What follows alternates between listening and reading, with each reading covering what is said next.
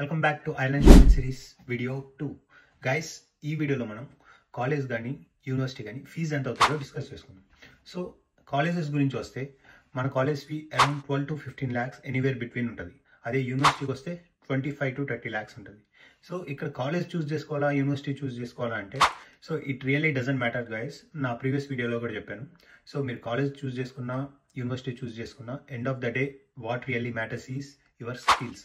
So college కానీ university కానీ చూస్ చేసుకునే ముందు మీరు ఏ కోర్స్ అయితే చూస్ చేసుకున్నారో దాని మీద స్కిల్స్ స్ట్రాంగ్గా డెవలప్ చేసుకొని మాస్టర్స్ చేయడం అనేది బెటర్ ఆప్షన్ గైస్. ఎందుకంటే మనకి జాబ్ కూడా చాలా అంటే చాలా ఈజీగా వస్తుంది when you have the strong skills guys. And one more small note guys, నా ఇన్స్టాగ్రామ్లో ఎవరైతే మెసేజ్ చేస్తున్నారో so instead of just saying hi, మీ డౌట్తో క్లియర్గా రాసి ఫస్ట్ మెసేజే పెట్టండి.